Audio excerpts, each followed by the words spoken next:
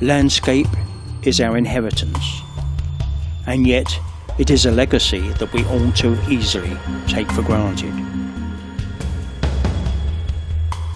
It provides many of the needs of our everyday life, and it sets standards of beauty that are difficult to surpass. Limestone landscapes like the Yorkshire Dales are some of the most beautiful on the planet, and the limestone itself is one of the most useful rocks that nature provides.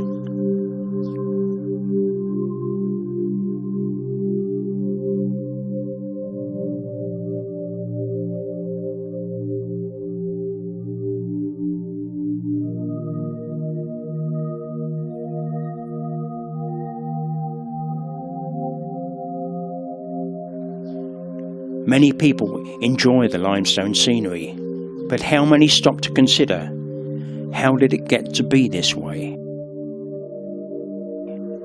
Every hill, every bump, every feature of this landscape is there for a reason.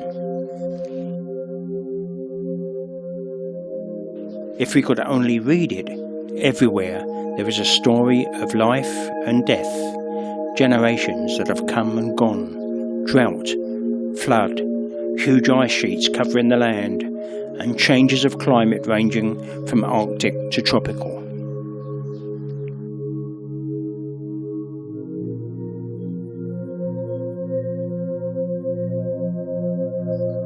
But what of the limestone itself?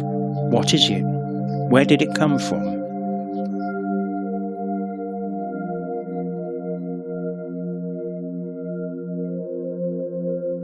The story starts about 350 million years ago, and surprisingly with a coral reef on the bottom of a shallow tropical sea somewhere near the equator.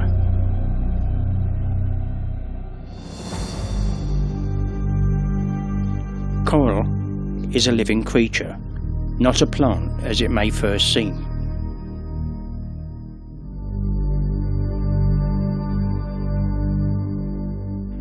When it dies, its skeletal remains and those of other small creatures collect on the seabed as an ever-thickening chalky layer, rich in calcium carbonate. A coral reef.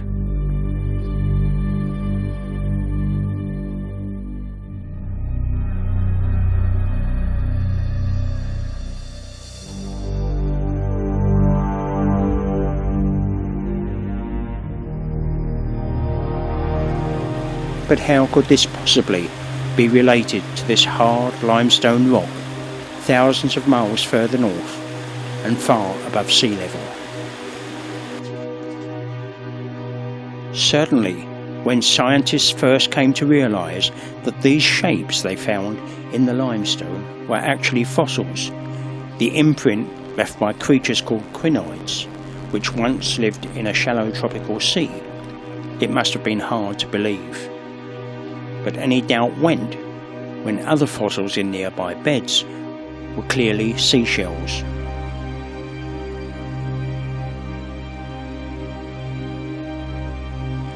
They were a large ancient shellfish, a bivalve we call Productus.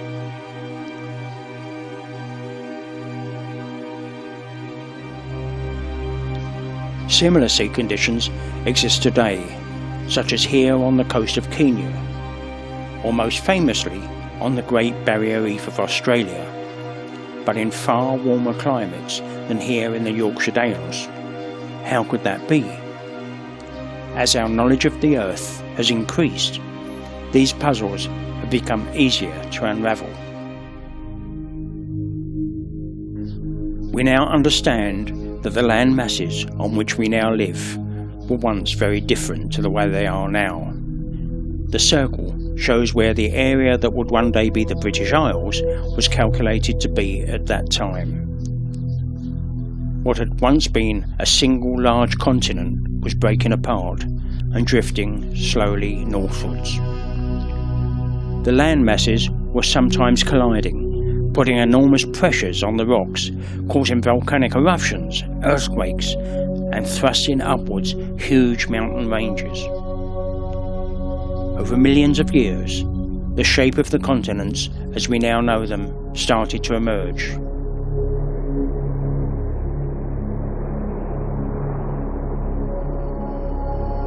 Those one-time coral reefs had undergone great changes on their journey north. They had been subject to huge forces and changes in temperature, and in the process had changed into the hard limestone rock that we now see around us.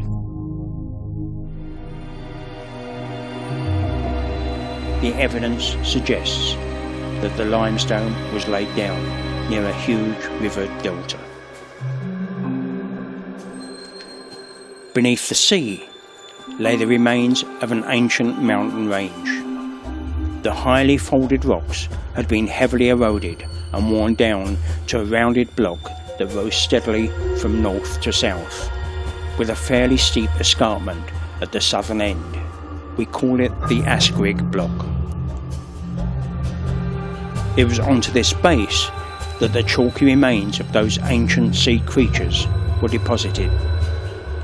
The thickest layer would form the main and most familiar beds of the Yorkshire Dales limestone, which we call the Great Scar Limestone, and which can reach nearly 200 metres thick in places. Above that, later, more changeable conditions formed alternating thin layers of mud, sand and calcium carbonate, which would become the series of beds of shale, sandstone and limestone, which we now call the Yoredale series. As the huge delta spread out into the shallowing sea, the sand gave way to a coarse, hard grit, washed down from the inland mountains, which was to become gritstone.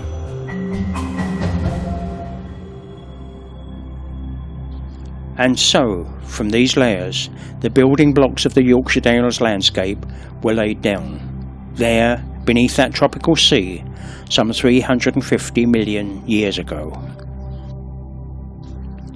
The chalky deposits from the tropical sea would form the Great Scar Limestone, with its limestone pavements and white cliffs, which now give the Dales such a distinctive character.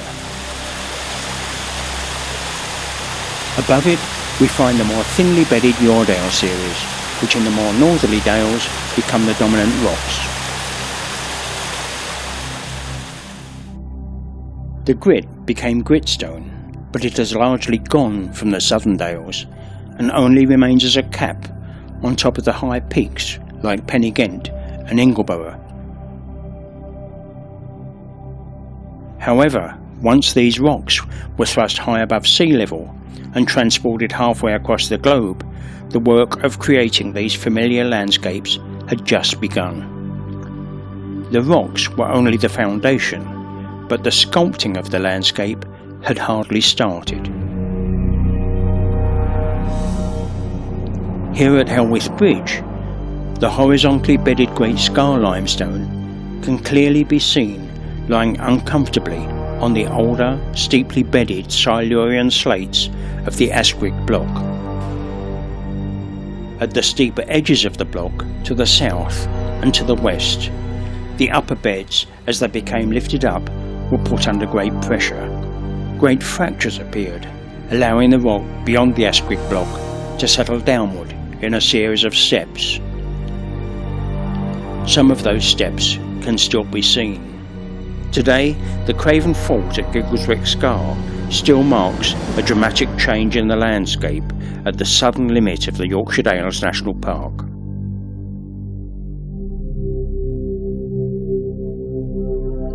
And yet the Yorkshire Dales landscape would still have been very different to that of the present day. As soon as the rocks were exposed at the surface, ancient rivers would have begun their erosion. But more dramatic changes were to come. The Ice Age, or rather a succession of ice ages, covered the landscape with sheets of ice, hundreds of feet thick. The glaciers tore away at the rock layers, carving broad, deep valleys.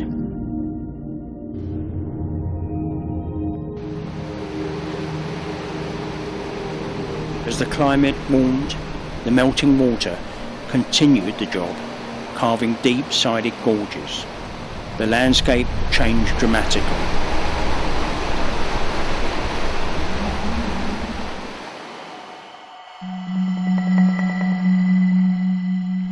However, the glaciers also deposited rich, fertile boulder clays, and much of the landscape was soon covered with thick forest.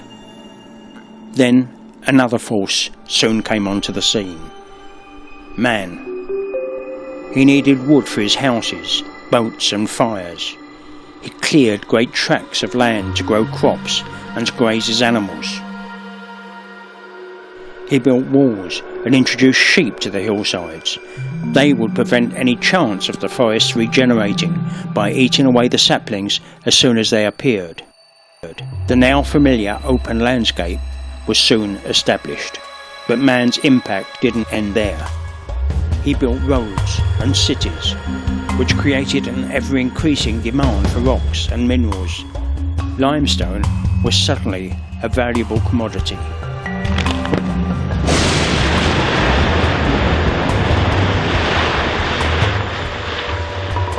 Man's impact on the landscape could well prove to be the greatest yet.